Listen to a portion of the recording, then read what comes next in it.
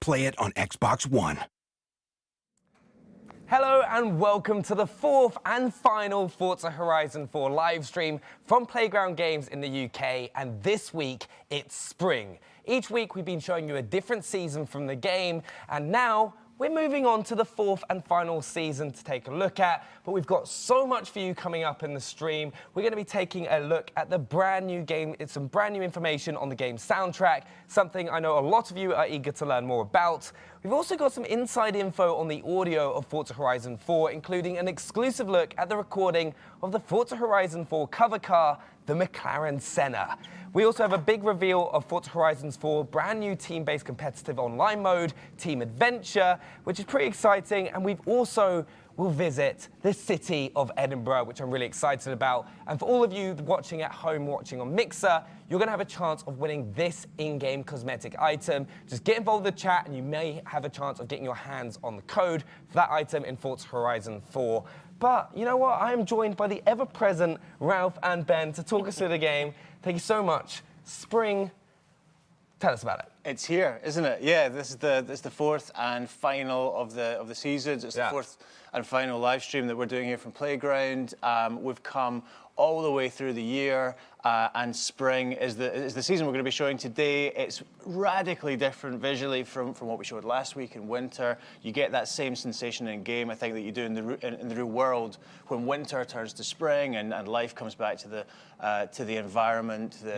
The trees regain their leaves, the world is carpeted in beautiful flowers, and there's a fair bit of rain as well in the UK. And also, we mentioned Team Adventure, which is I'm really excited about seeing. What have we got going on?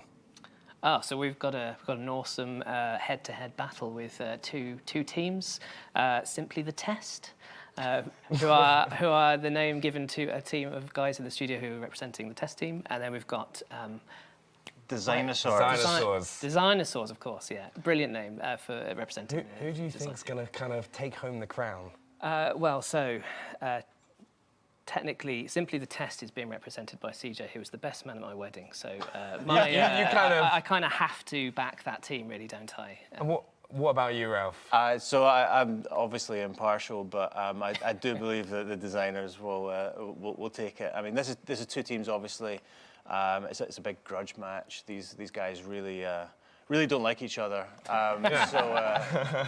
It's gonna be fun to watch. And also, I think more seriously, it's going to be great for people who have been asking throughout these streams. Show us Team Adventure. We've kind of mentioned it before. It's the brand new online PvP, like truly competitive mode that we have in the game. Obviously, you can tell from the name, it's team-based, and we're going to be showing that off and exactly how it works a little bit later on. I am excited, but first we're going to be taking a look at spring itself. So I think we should kind of get ourselves into some gameplay because let's see those changes. We've seen summer, we've seen autumn, we've seen winter, and now we get to see spring, which I'm really excited about because it's like autumn and spring are always some of my favourite seasons in the year. So because it's nice and cool, it's not too hot, unlike the baking heat we've had over the past couple of weeks. But where are we in the world?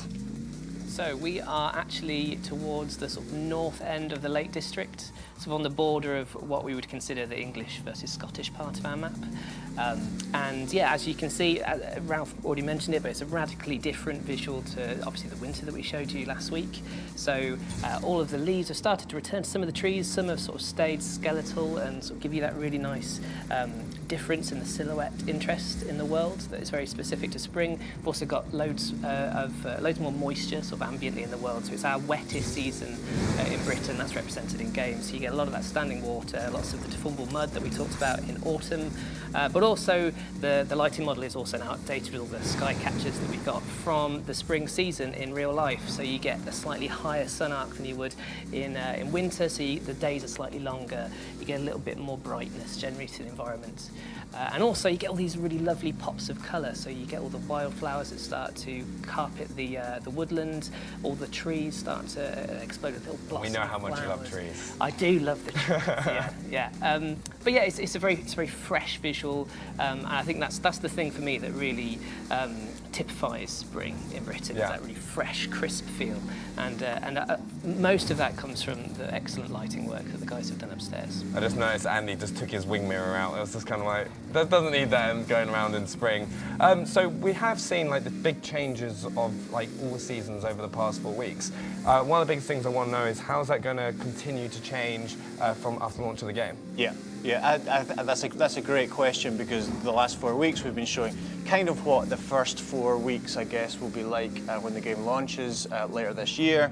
Everyone in the community will be taken through these seasons sequentially, just like in real life. But I think, and we mentioned this at E3, our commitment, I think, from this team to the people who are going to play the game is that the changes don't stop there. It's not just the 4 seasons will change in the ways we've seen over the last couple of weeks. The game is going to keep changing after launch as we continue to support it, as we continue to create new content for it, create new features for it, add stuff to the game. And really the point behind the seasons, their transitions, the timing, that weekly cadence of seasons post-launch is so that we can continue to deliver amazing stuff to this game. Some stuff that we have planned, some stuff I think that will come from feedback from the community post-launch, and not just for months, but I think for years after this game ships. Yeah, which is really exciting as well. It's kind of like getting community feedback and seeing what they want as well. Which is why as well, if you're watching on Mixer, remember, get involved, ask any questions you have for Ralph or Ben about spring or anything to do with Forza Horizon 4. We can answer them right here and now. But also, last week we took a look at the winter map.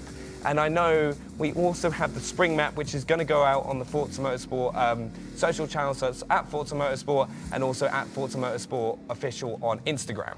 So worth looking at here, I think. I don't think we've shown the forest just yet. If Andy keeps driving and maybe goes a little bit off the track, I think there's probably an interesting thing.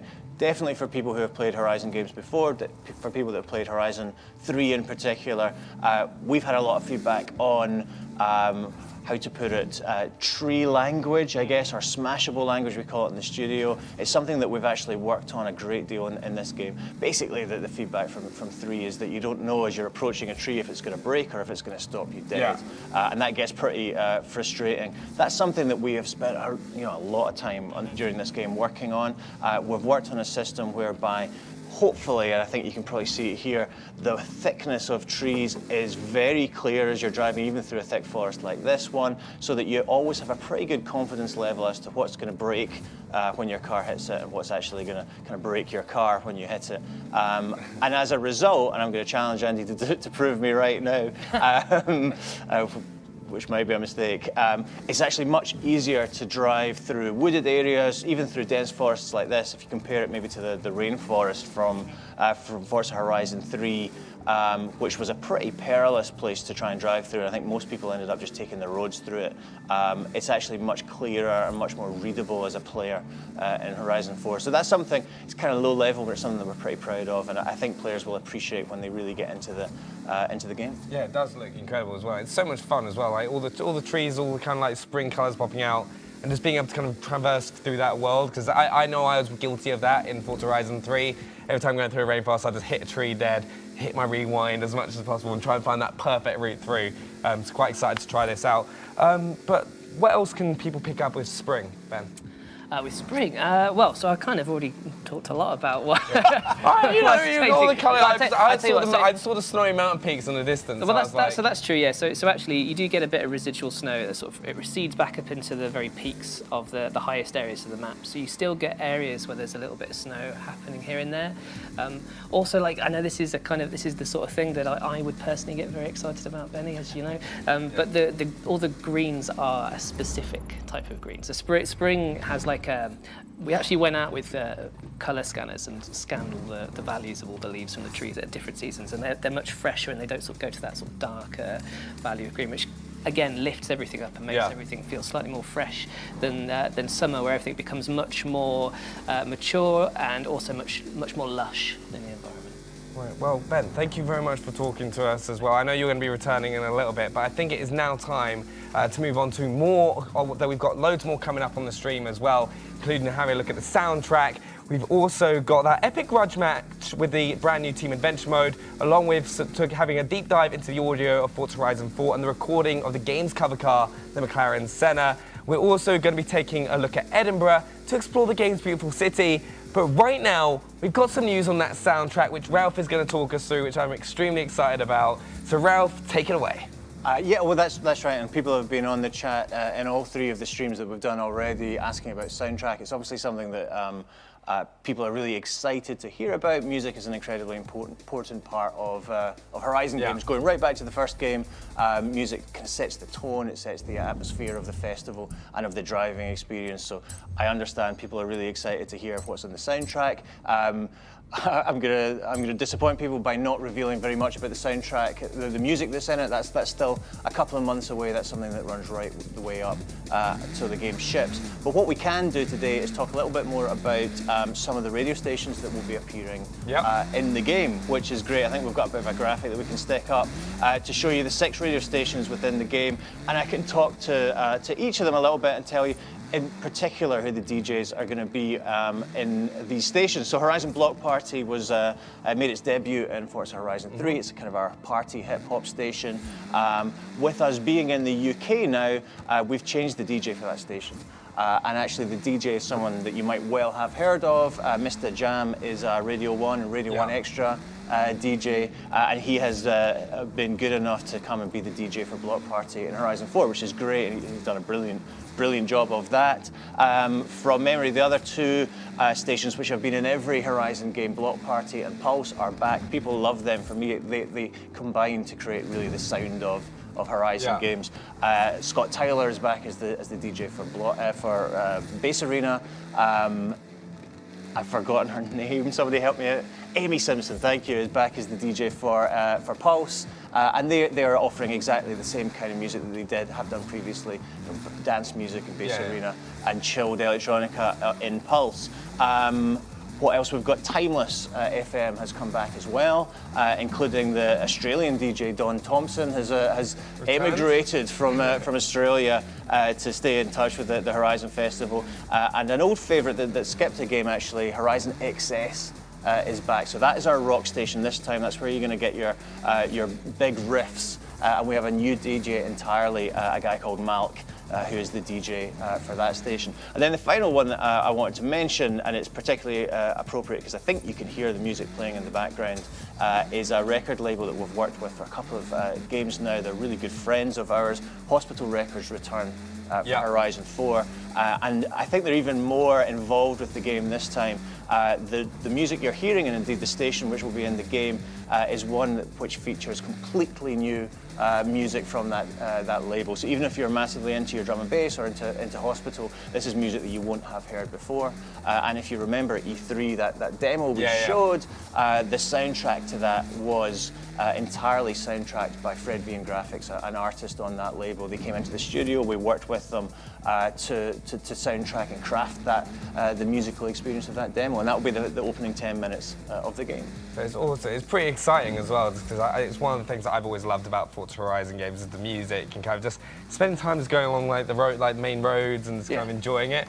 So thank you very much for talking us through that. I'm really excited to kind of hear more and like listen to more as the soundtrack gets released as like closer to the game. So thank you very much. We've still got so much. Ralph will be joining us again shortly later on the stream. But we've got so much more coming up. We have Fraser coming as well to talk us through the McLaren Senna cover car, sound, audio. It's going to be awesome as well. And we've got loads more, including that epic grudge match, all right, in the, oh God, the name's in the Team Adventure, and then also having a look at Edinburgh, which I'm really excited about as well as people. But Fraser, thank you so much for joining us. Thanks for having me. 450 cars in the game. What's it like working on the audio? It's a lot of work. As you can imagine, every game we kind of try and record as many cars as we possibly can, and we try and refresh the sounds that are in the game. Things that people can look forward to in this game, we've been out recording, I think some of the highlights, we had a V12 Ferrari, so we've got that in the game. You've got Andy hooning about in the Dodge Viper ACR at the minute, and that's got a really raspy actual V10 Dodge Viper engine on it, which sounds really cool. we've also been out and we've done completely end of the spectrum kind of 1920s vintage Bentleys, which are really kind of rumbly and kind of almost sound like they're falling apart, which is really cool. And every car has its own challenges, really. But obviously what people are kind of excited to hear about is obviously the cover car of Horizon 4, which is the McLaren Senna. For all of these cars, we kind of we go to an airstrip and we attach loads of microphones and we kind of get the different perspectives of the car. I think we've also got some like footage of you actually going on these days and like collecting this audio, which is really exciting to see as well, because it's fun kind of seeing that like kind of be put together. So here we are, the McLaren Senna itself, and that, you said something special about that car as well. Yeah, so this is actually the carbon fiber version of the Senna, which is a lot more expensive than the standard one. Yeah, 750 grand for the base version. But I think this one's about $1 million actually. Yeah, McLaren were a great partner to work with on this. You can see they actually provided us with a 720 and a 540 to go out on the airstrip in Dunsfold and get loads of pass-bys and record the onboard sound of this stuff. It was a really great day. We got loads of authentic source, and that's one of the things that we really wanted to make sure in the game, that we got a really authentic sound for all of these McLarens. And I think we've kind of done it justice. A lot of people might assume with a V8 twin turbo that it, have a loud blow-off valve or something like that, but actually it's got a really nice, smooth, clean kind of just whistle to it, which is really cool. Yeah, and also, but a McLaren Senna, 750 grand, $1 million, like depending on which one you go for. But you also worked on, you were telling us earlier about a car that you really, really loved, and I think we got some footage of you as well. Yeah, this was a car that it's a new to franchise engine. It's never been in the games. The wheels of this thing were bigger than me. I mean, this thing was a beast. I think we got some exclusive footage. Right. There we go. Fortunately, we managed to get access to this tractor. And I think this is the first vehicle I've ever recorded where we could actually strap a man to the side of it to record it. I would love to see you try and do that to someone with a McLaren Senna. I don't think you would have them afterwards. I don't think so. Well, we did start off with a bigger team, and now we've completed. It's just kind of gone down one by one. Yeah. But it's also, so you've had 450 cars to work with, but with this game also having 4 seasons, how have you worked in putting the audio together across those 4 seasons? So it's been a massive job. I think it's fair to say that it has been 4 times the amount of work. With a game like Horizon, we've obviously got the cars, we've got the music, and then a big part of the game is also the open world. Yeah. With it being the UK, I was really excited because we wanted to go out and we've got all this on our doorstep. So we wanted to visit every location in the UK and record in every single season. So, we've been to the Cotswolds in all different seasons. We've been up to the Yorkshire Moors. We've done Edinburgh. I've been in Edinburgh Castle recording in the middle of winter, freezing cold. And it's not just seasons, it's time of day. So everywhere you go in the game, it sounds different depending on your location, season, time of day, and verticality, because it's one of the most vertical games that we've got. Yeah. So there's tons of stuff that changes. Like spring actually is my favorite season in the game, because I think we go from winter into spring, and winter has sort of like migrating geese and robins and crows, and it's kind of stark, and then you move into spring and you've got lambs coming out, you've got sort of cows in barns, cockerels coming out 4 o'clock in the morning until 6 or 10 in the morning. So like the sound of the game really changes depending on season. Yeah, because one of my favourite times was when we were looking at autumn, and now you were just going along, the sound of the leaves on the floor sounded amazing, and it kind of put you in that season. Yeah, totally. I mean, we've had to work quite a lot on the new driving experiences that are in Horizon 4. Obviously, we've got deep snow, we've got deep deformable mud now. Like, I almost wrecked my car just while we were traveling around the country. I would like pull over, there's a patch of mud, and drive through it and get my car completely dirty, and also the audio designer really dirty as I drove.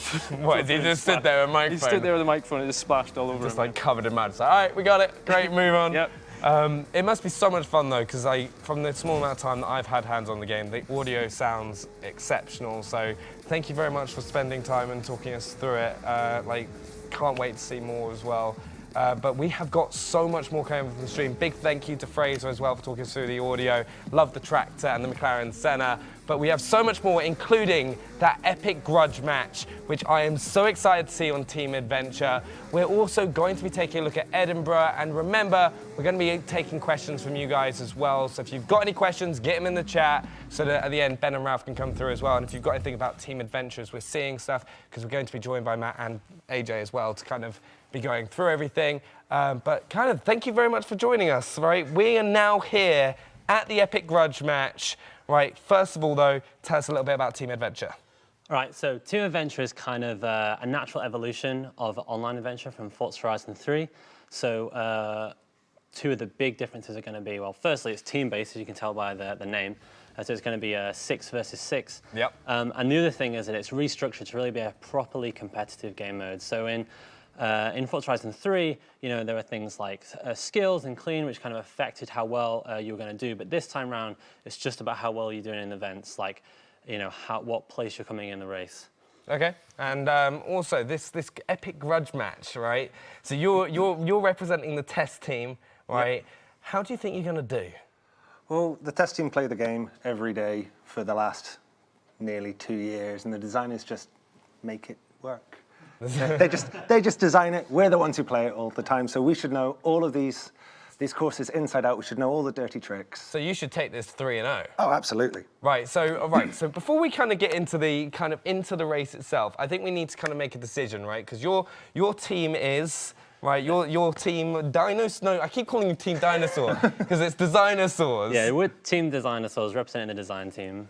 Right, and then yours is Simply the Test. Simply the Test. Simply better than all the rest. Better than all the rest, right? So you've even got a tagline. You've even got to the left there. I'm like, right, we've got a tagline. Right, we're the best racers. We've got this. And but however, right, Designsaurs does have Andy racing for them, who has been like kind of doing all the driving across these live streams. So. You know, he seems to choke at important moments. He seems to kind of like let the stress get to him, so that could be a factor. But what we're going to do right now as well is run a poll in the Mixer chat, okay? Who do you think is going to win? Do you think it's going to be Team Test, right? Or do you think it's going to be Team Designsaurs, right? Get in there, vote ahead, and we'll see who wins. But shall we kind of start it up? Yeah, let's. So then we can kind of start talking through it, so then you can kind of explain to us everything we want to know about Team Adventure, because it's something that I am really excited about seeing, because it looks really fun. Yeah.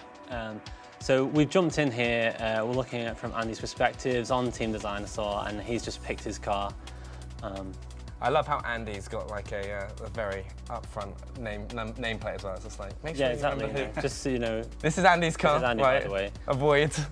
He's just sick of not being shown on the streams. People wants to make sure people remember his name. You're just going to see like his face or some little like on the license plate stuck around, like spot around. So as we get into this game, right. This really we get to see all the Designsaurs. So you get to see your whole team. You see they've actually made a team in our game as well, and they've like they've got a team name obviously, and also a logo that you got to see there. And we're right into the first race, which is going to be a cross-country around Mortimer Gardens, just kind of in the northwest part of the map. It's got some like Roman ruins. It's pretty interesting. Right, and just before we get into this, event number 1, vote in the poll who you think is going to win the first event. Is it going to be Team Designsaurs or Team Test? Vote now as we get into it, and we'll see who wins. I'm personally going for Team Test because, you know, apparently have the best drivers, and also Andy's not on the team as well, which is important. Okay, here we go. Right, so talk us through. All right, so the first event is going to be a team race. So some of you that have played Forza Horizon 3 might be familiar with this. So basically how it works is every single opposing player that you finish ahead of, you score 100 points for your team. And also the person who comes first gets a bonus 50 points. So you can see all those points tallying up on the right there. And also it's all totaled up right at the top. And the team with the most points at the end wins, you see. Designsaurs obviously with a lead going at the start. You know, it's going against what the poll's saying. Team Test is the one that feels like the audience feels is going to be the winners. So it's going to be interesting. Backed by the will of the people. Well, yeah, you play the game the most, but everyone as designers are always the best. How are you going to motivate your team? If they don't win, they're coming in at the weekend. That's just kind of a cool way to do it. It's like, all right, guys, you need to put even more practice into the racing, so they better win, or even more time at the weekend in. So, as well as the score, what other things should people be looking out for during the team adventure mode? I think one of the important things, as well as the score, is the way that the scoring is designed means that even if you're stuck in last place, all you really need to do is make sure you try and get ahead of at least one person on the other team. Yeah. So you know, there's no matter what position you're in, you don't need to try and win to be a contributing factor. Yeah, because that's something that I think a lot of people find. If they're like dead last, they have a terrible start to a race, they're dead last, they're like, oh, I'm not going to be able to win this race now, so kind of just slow down and ease up and do that. But they're here, every single place matters. So if you're in 12th position, if you take one, it could be the difference. Yeah, exactly. Doing an overtake from 12th to 11th matters just as much as 3rd to 2nd. So every single player is kind of equally important.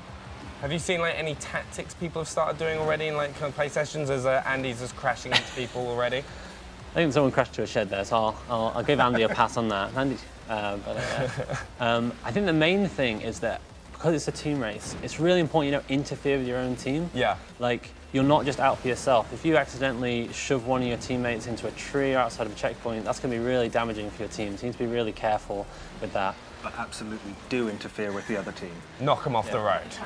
Like, I think I'd be a danger in this game because like I just crash into people and like it doesn't matter if they're on my team or the other team. It's just I'll just be like, all right, fastest way forward. I'd not be someone you'd want on your team, to be honest. All right, so we're coming up to the end of this lap right now, and at the top as well, you can clearly see who's winning. Yeah, so there's a 150-point lead for design, obviously. You're just like obviously right inside, AJ's going like, oh no, Designer. like what's going on? Okay, so end of the race, you've got team test, right? It's got 1,750 points, and team dinosaurs 1,900, which means the poll was wrong. All right, they went for team test, you sold them out, and now they've kind of ended up losing the race. Team Dinosaurs takes the first map, but what happens now? And what's the next step in the team adventure? So an important thing to know about team adventure is it works as a best of 5. So that means it's the first of 3 points. Yeah. And so we'll get to see here. The current score is 1-0 to design. And now we're going to go into the second event, which is going to be Free Roam Rush, which is going to be quite a different kind of team race. Once we get into it, we'll kind of explain how the difference is. Right, so what we'll do is we get into that. You've seen everyone play in the first race. Vote now in the poll for the second race, which is that Free Roam Rush. Okay, who do you think is going to win? Team Test or Dinosaurs? Vote now, and just kind of explain what we're playing for. All right, so Free Roam Rush is kind of an evolution of the Drive to Event phase that was in Forza Horizon 3, but then it kind of didn't really contribute that much to the overall adventure. But this time, it's a proper event that counts just as much as every other event in the adventure. And the key difference is it's a team race, but it's a team race with no checkpoints. So you can take any route you like to get to the end. So there's a lot of strategy in like what route you're going to take and whether you're going to stick to the roads or beeline it across the cross country. Yeah, absolutely. World knowledge is a key factor for these parts because there's no checkpoints that you have to hit through. You just have to be the first to the end of the road. But you've got to know, is now a safe time to cut across country or should I be sticking to the roads here?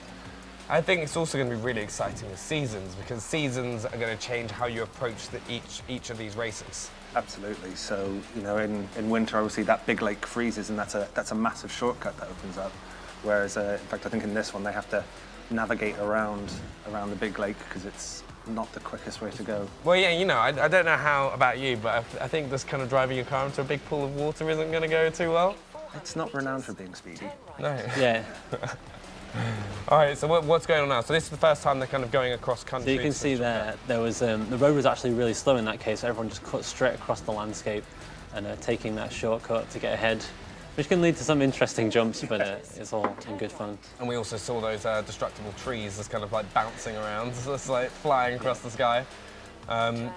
Who is winning right here? It's actually Dinosaurs are winning this one, aren't they? No, this Team Test is winning. So, yes, the blue team, Team Test is actually just by 50 points. So it's you were behind though.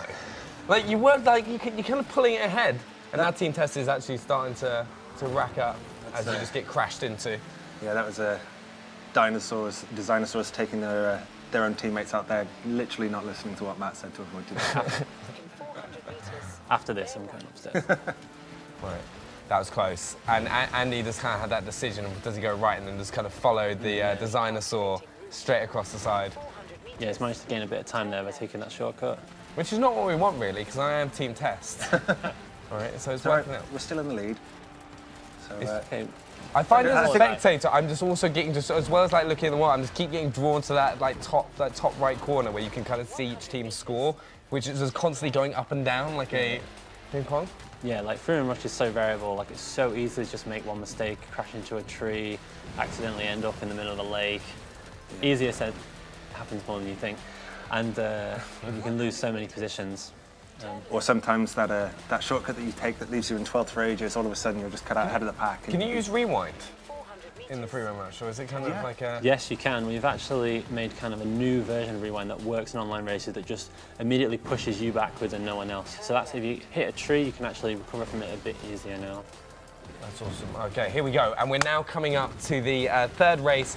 It is, which team has won this? Team Test has won the rush, which means it's 1-1, right? It's just what we want, okay? It's kind of keeps tension going. By a significant margin compared to last year. It was a charity win. We don't want it to be 3-0. People want to see more. We lulled you into a false sense of security. False sense of security comeback. You did sell everyone, so you had the best drivers. Yep. But we're now coming up into Survival, which is a brand new mode for Forza Horizon 4. Yeah, exactly. So, once again, Team Test, right, was voted to win the last race. So the audience was right. The audience has got one right, one wrong so far. So this survival race coming up, once again, there will be a poll in the chat. Who do you think is going to win to take the 2-1 lead?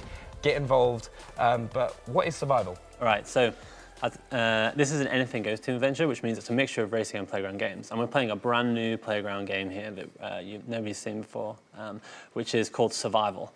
And so what Survival is it puts one team becomes a zombie team and another team becomes the team of survivors. So you can see the zombie team are the green players and the surviving team are the purple players on the leaderboard. The goal of the zombie teams is to hit all the survivors and infect them all at the same time as quickly as they possibly can.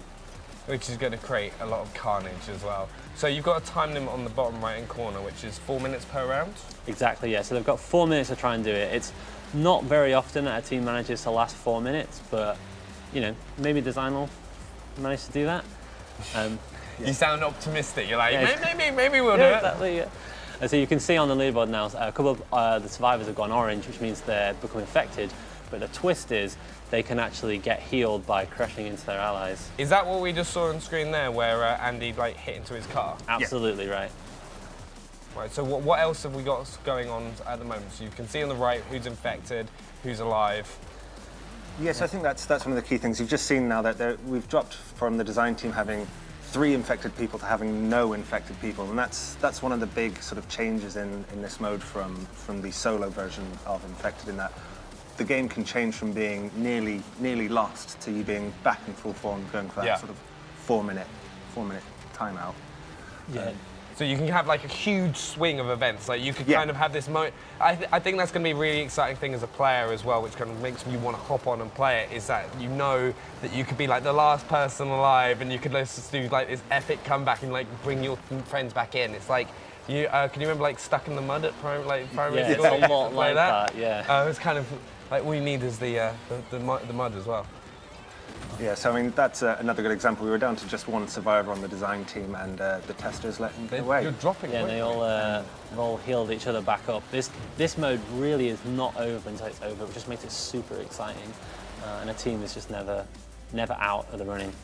One of the fun things about this as well is that if you're starting on the zombie team, you're not there trying to build up that sort of pack of people as you were in solo Infected. Yeah. Where at the beginning of it could sometimes feel a little bit slow. This time you're starting with this huge group of zombies just absolutely chasing after the whole team all at once, and it just feels a lot more fun straight from the get-go. You're right at the really intense part of the action.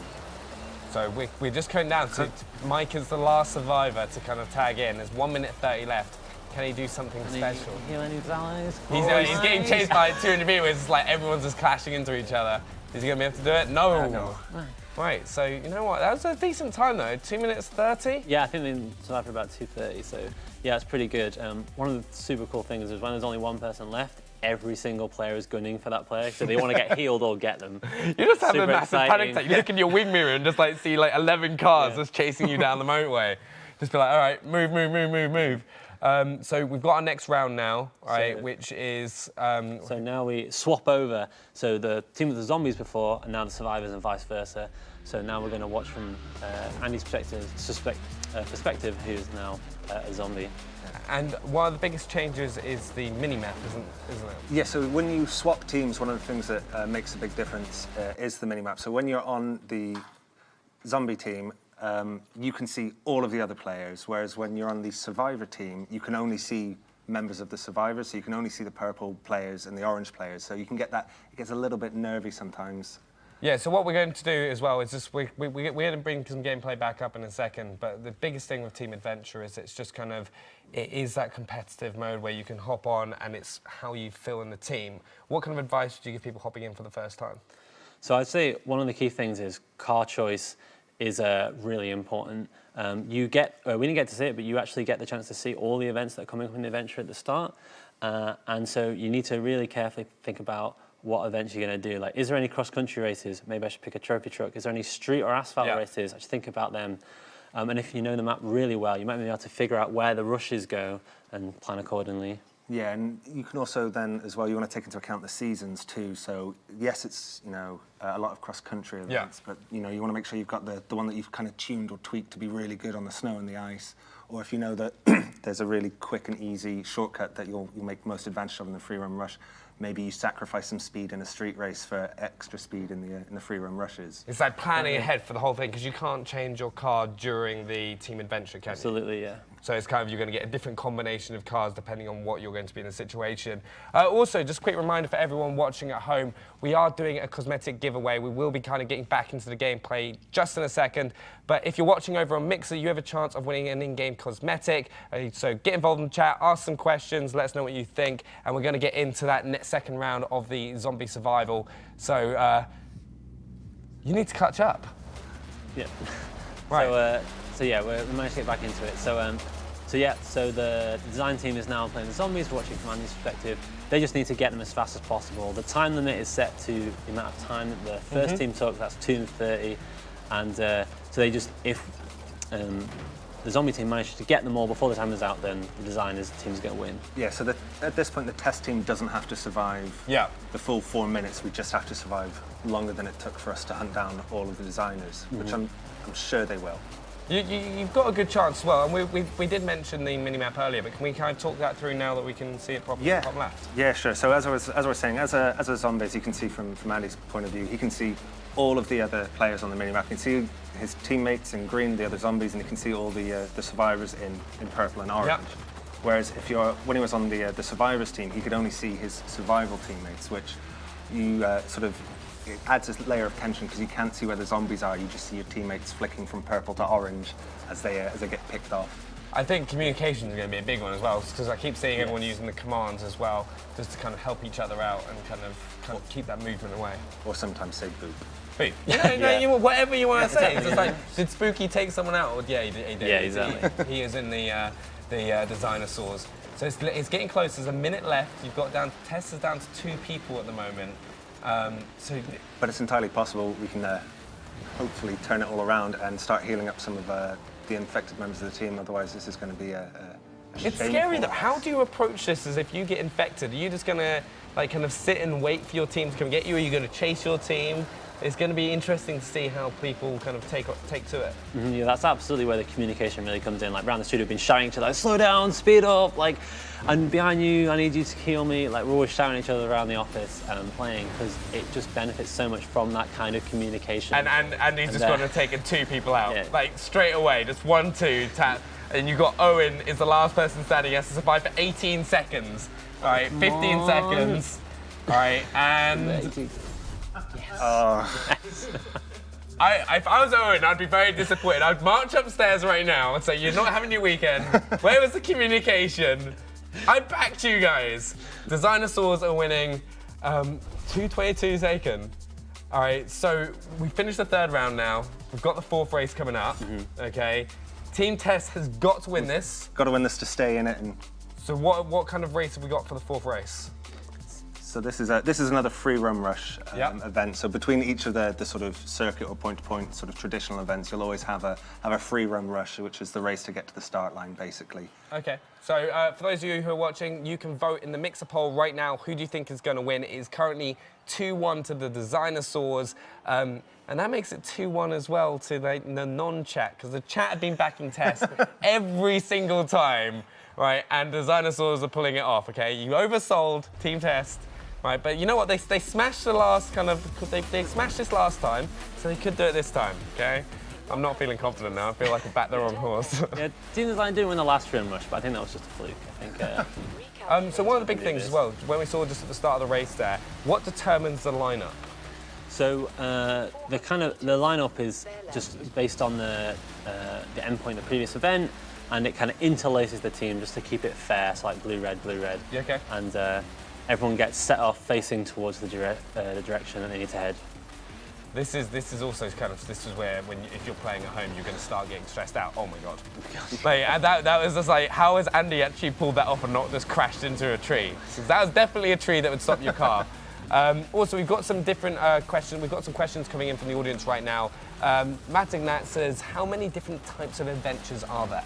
So there's 3 kinds. So there's racing, if you just want to do racing. There's games, if you just want to do games. But what we're doing is anything goes, where it's a mixture of the two. So you can kind of get different styles. Yeah. And there's also sort of ranked versus unranked. Yeah, actually, there's essentially 3 modes, which are kind of the same, but ranked modes. So that's always 12 people. You get skill-based matchmaking. We've got skill-based leagues for those, and special rewards for people that manage to climb up the league. So I'm really excited people get stuck in with that. I'm quite excited for that. Anytime I hear anything like competitive and ranked, I'm just like, okay, all right, I'm in, I'm involved. Especially in something like this, because I think this is so different and so exciting, because it is that kind of best of 5 kind of round, so you can have those big moments and those comebacks, which are really exciting when you're playing with a group of your friends as well. It is close right now. We're actually saying it's close. The Dinosaurs are pulling away from it. Up until about 5 seconds ago, Tester in the lead. Like, that's what I said. As I said, all right, it's close. Oh wait, it's just swung the whole way the other way. It's now gone Test. It's like kind of left or right. It's like who comes up with the best shortcut.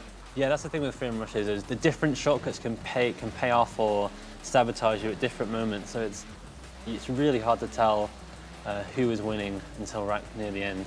But it seems like the Dinosaurs have got a nice lead, so doing pretty good. You're doing quite well. It's because Murtag has just kind of got that locked up right now. It's the middle of the park. It shows how important it is. It's not just who's winning, because like you've got Chappie and Tanya getting 1,000 points for you combined, and then Murtag has got 650, and it's just that kind of mid-section where you've got all the players at the bottom of the team Test. Yeah, absolutely. So this is what we were saying. Like, it's really important just for 1 or 2 of the back-ended Test team to overtake and gain that extra 100 points just by taking over 1 extra person. If I was Tanya, I'd be knocking Murtag off the road right there. I'd be like kind of getting a little swipe. Right. This is close, 75% of the way, and this is, do we go to a map 5 or do we stay on, is it a 3-1 finish? Right, let us know in the chat quickly. We don't have time for a poll, but who do you think? No. Just don't hit a tree. What do you mean don't hit a tree? Well, you're back in the Dinosaurs. Yeah, well, I'm just like, hit a tree. He just nearly went. I think if that went for a few seconds longer, that'd have been over. But that is a 3-1 finish. Right, to be fair, Team Test smashed the first one, and then in this free roam rush, you got actually beaten worse than the other one. Yeah. You can't beat the people that designed the game, I'm just saying. But it's unlucky. But that is Team Adventure. It's something that people are going to get their hands on from day 1. Yeah, absolutely, yeah. I'm super excited for everyone to play it. I think that you guys are really going to like it. I know you guys have been asking for a mode just like this, and I really hope that we've delivered on what you guys want. I'm really excited. Thank you so much for coming and talking to us as well and showing it for the first time. Cannot wait to get my hands on it and try it myself. Survival especially. I think I'm just going to be hooked. But guys, we've got so much more coming up on the stream. Big thank you for joining us and talking us through Team Adventure. But we're now going to be rejoined by Ben and Ralph as well to have a look at the wonderful, wonderful Edinburgh, which is going to be pretty exciting to see because it's the first city that we're going to be seeing in Britain. So Ralph, Ben, thank you for coming back as well. Hi. Who did you have backed? Like I said earlier, the Dinosaurs, who I believe won. Yeah, they did. They did. You know, They did. like we're just. It's pretty exciting stuff, isn't it? Let's just move sweetly on, right? We were wrong. Andy's just come back with a big grin on his face as well. It's like, yes, we won. But Edinburgh. Shall we? How are we going to get to Edinburgh? We're going to drive, Benny. We're going to. Really? We're not going to fly? We're going to drive right the way to Edinburgh. Yeah. We thought we'd save this for last, just out of badness, I think, actually, because people have been really excited about seeing it through these streams, and it is really cool. It's a super cool city. I think it's the best city we've done in a Horizon game. This isn't actually. This is. I don't think we've shown this in the streams before. That's Banbury Castle, isn't it? Yeah. We're at the coast actually again, which I don't think we've actually seen. But there you go. So that's Banbury Castle. There's a big old British beach over there to the right. It's actually another gameplay arena. It is. Yeah. It is, and if we drive up, this is sort of the east coast of the world that we've built. Eventually, we will get to Edinburgh, and it's probably worth mentioning just like why we have cities in Horizon. We didn't have any cities. We had a biggish town in one, but it really Main town was what it was called. Yeah, only town. It was the main town. But from 2, we had Nice in the south of France. Obviously, in Horizon 3, we had Surfers Paradise, and I think it's a really important component to a Horizon world now. I know a lot of people really love the experience of driving in a city. It gives you quite a different style of gameplay from what Horizon's predominantly about the thrill of the open road. That's what we always kind of set out to achieve. But certainly, there's a really cool gameplay when you're driving around a city, particularly a city you recognise. And Edinburgh certainly for us ticks those boxes, and it's really cool to have it in the game. I think also while we're driving up, because I know that it's been one of the biggest questions as well, is why not London? I'm a Londoner, so I'm like, why not London? So London's a great city. Everyone knows what a great city London is. It's also absolutely massive. And it's also like incredibly, how to put it, like unique. Right? When you get anywhere near central London, every building is completely different and every building is completely iconic. And really, the amount of work, I guess, that would be involved in recreating London would mean you probably didn't have any time left over to go build the rest of the game. I think you would probably have to devote an entire game to London to do it justice, and also in so doing, you would probably fundamentally change. And there's Edinburgh. As you just lost that's a pretty cool way to reveal Edinburgh. Make an entrance. And in doing so, you would really change what the game's about. If your game was all street racing and in cities, then suddenly you're making a game like Midnight Club. Which are brilliant games, but not the game that we have ever set out to make or really necessarily want to make. Like I say, Horizon is about the thrill of the open road. It's about driving on the best driving roads in the world. And the fact that we can incorporate a city like Edinburgh, which is obviously smaller than London, but I think no less iconic, no less beautiful, it fits our game really well. And talking about iconic locations, where was that we just jumped from? It's one of the most, it's iconic for you. That was Arthur's Seat, which is a kind of a big rocky hill outside Edinburgh, which is quite famous if you live in Edinburgh. And affords great views of Edinburgh. It does, as you just saw, yeah.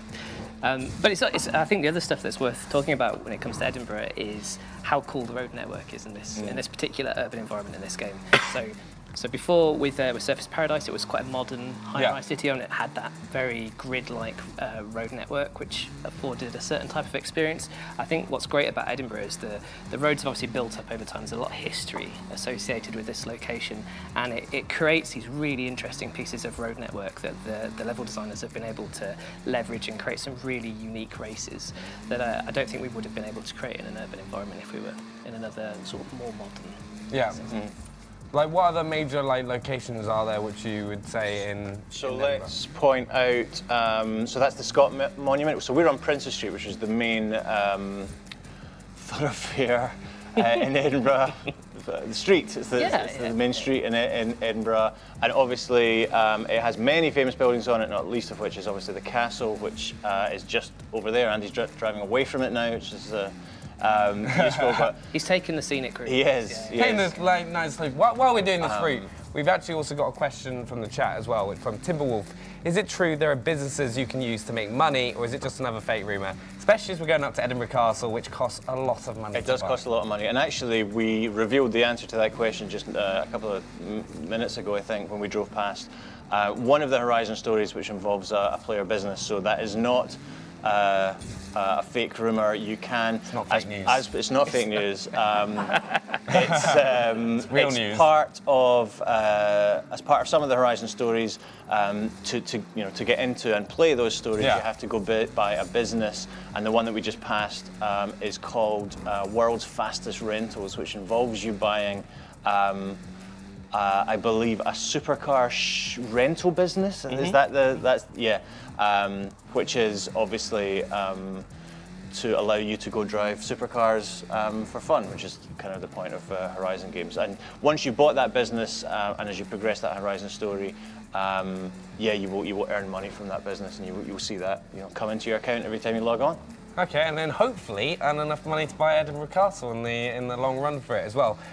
Dirk Michaels also asked, does surface water impact driving like ice in winter? It does, yes, as it has done in Horizon games since we introduced it in Horizon 2. Yeah, so absolutely. The physics of a wet road is something that we model and something that we replicate in the game, and you will feel, as Andy is probably now, that you need to drive a slightly different way when the roads are wet.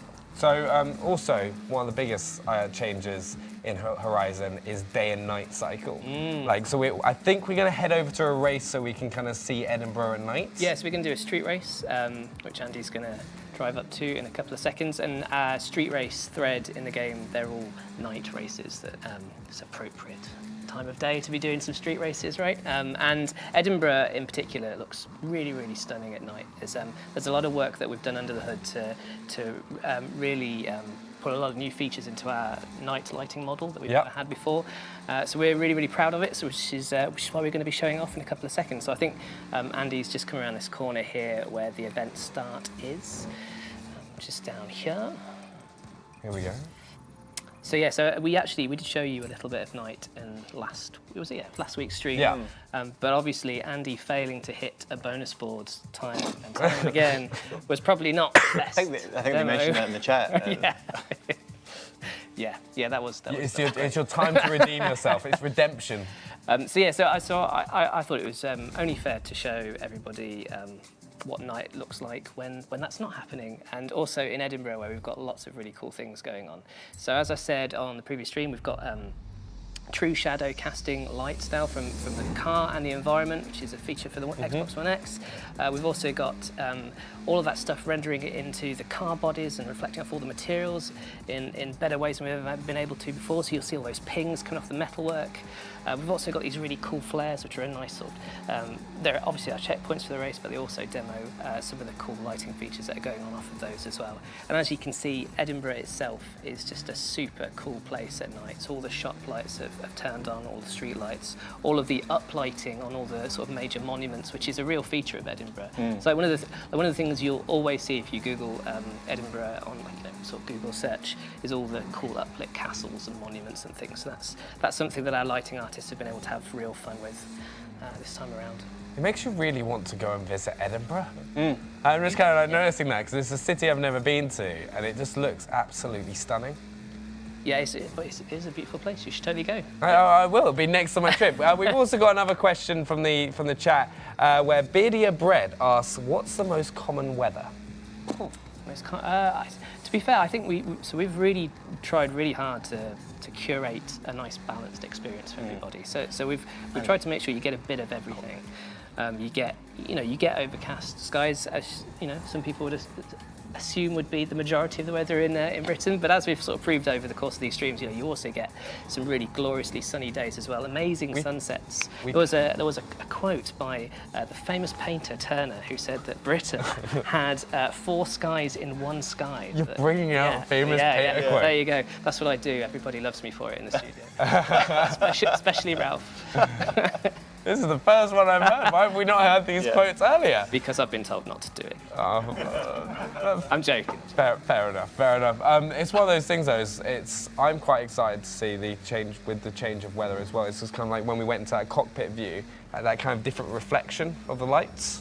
But that is the end of that race right there, and we're coming up. If you guys have got any questions as well, just before we kind of like wrap up the stream, because it's kind of sad. This is the end of 4 weeks. It's like it's gonna like start like tearing up and kind of that moment, because every single week we've had a chance to take a look at a different season, different cars, different parts of the world, and it's been incredible. But is there any moment that's kind of really stood out for you?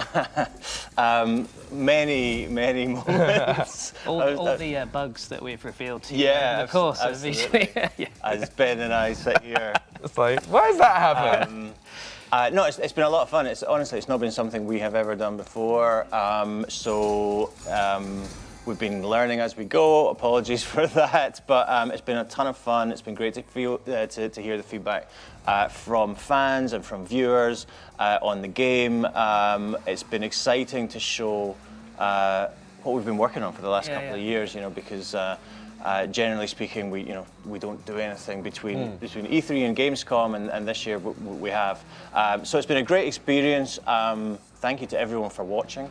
I think from everyone at Playground, it's been great to get the feedback, and yeah, it's been good. Yeah, and importantly, when are we next going to hear more and see more about Forza Horizon 4? So it's only a couple of weeks to Gamescom. Man, it really comes up on you, doesn't it? It sneaks up, doesn't it? We will be at Gamescom. We will be there with the game. We will be there showing more stuff, talking about more stuff. Yeah. And then after Gamescom, really you're on the freight train towards launch, so I'm sure there will be a ton of things happening post Gamescom in the run up to launch, which is October the 2nd. October the 2nd on Xbox One and Windows 10, and also obviously on Xbox Game Pass on that exact same day. And if you're an Ultimate Edition owner, you will be able to play in early access on the 28th of September, I think. So it's not that far away now, really. It really It's like Ben's got his face going, not far at all. But I think I'd just like to say, on behalf of the chat as well, thank you so much for showing so much of the game, so many things to look forward to. It's been an awesome few weeks, and there's been so much to kind of take in and kind of go back and watch and just kind of look forward to kind of getting hands-on with the game, because from what I've seen and what I've played, it is absolutely stunning. So thank you so much as well from you and the whole team for over the past 4 weeks. It's been so much fun. I hope you guys at home have also enjoyed it. Make sure to let us know what you think, and also remember, there is a chance to win that in-game cosmetic item. And yeah, thank you so much for everyone here from Playground Games. And that is Forza Horizon 4, and that is the end of looking at all the seasons. So we will see you soon. Bye.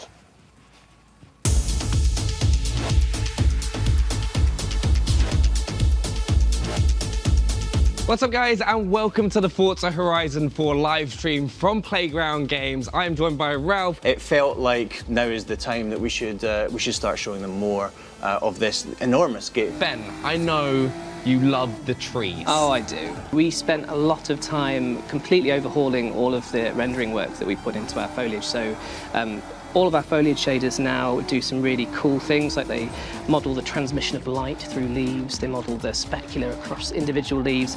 Obviously the seasons will change the driving experience, and at its most extreme in winter you're going to have ice, you're going to have snow. That's going to change up the way you tackle corners, the kind of cars you take into races. Player houses, what are they? There are 12 houses. There's a huge variety. So when you start the game, we kind of give you one after the first hour or so.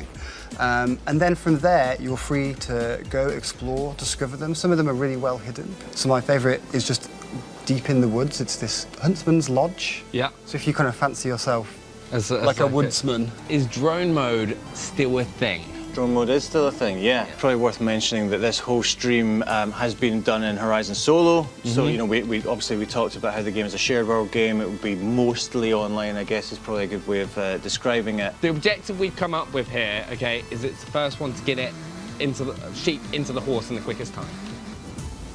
Right, there we go. I feel like maybe They're running away from They're you. canny, these sheep. You've completely lost them. They've just disappeared.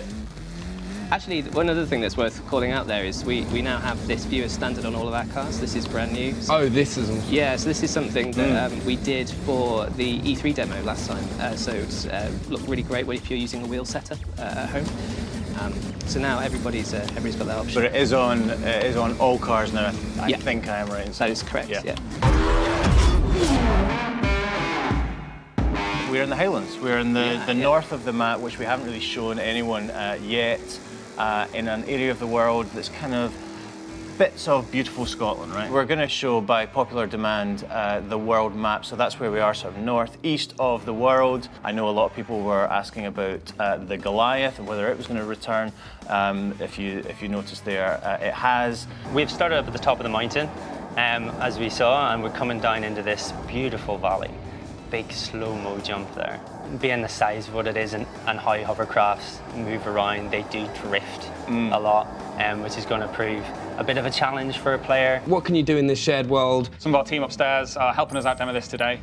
When the game launches on October 2nd, you'll be able to join with up to 72 people on a server. You can still absolutely race against your avatars in races, but when you're in the open world, there's an emergent fun and a character that real people can bring that you just can't create with an AI. Also, Ghosts is this really awesome way of just making our online world feel kind of super welcoming to everybody. Because one of the things that is not nice when you go online is people crashing into you, is kind of people griefing you if you're trying to be still or take a photo or something like that. So what Auto Ghost does is it says if somebody is not your friend, is not in your convoy, and maybe you kind of haven't allowed it, they can't grief you at all. You just pass straight through them. What happens here is every hour the server says, for anybody who wants to take part in this, get over here, you get the little message, you can set a route there, and a kind of radius appears on the map. Do skill songs return?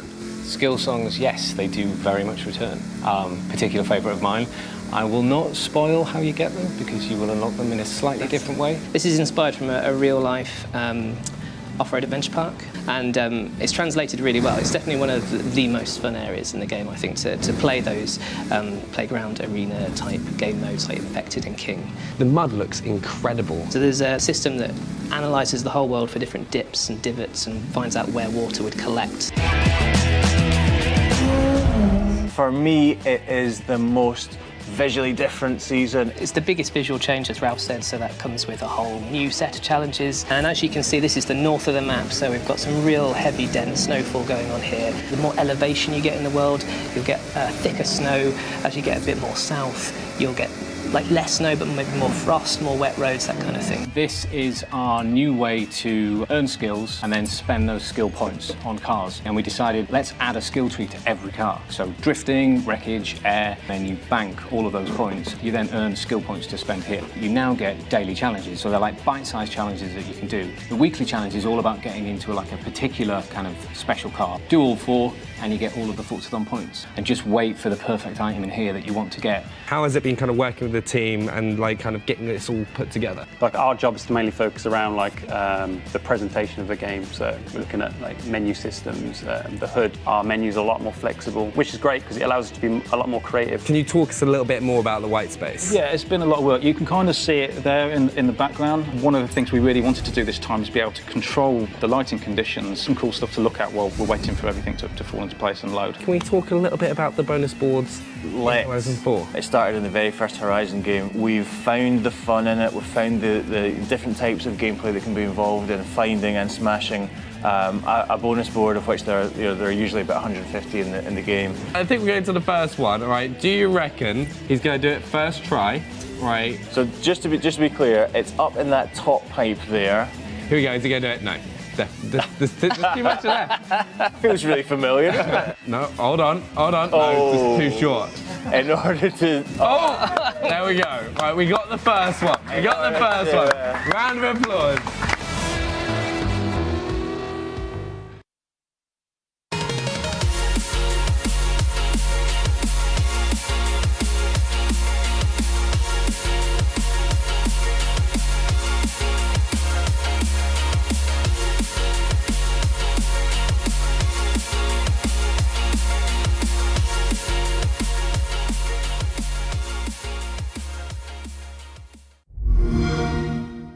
play it on Xbox One.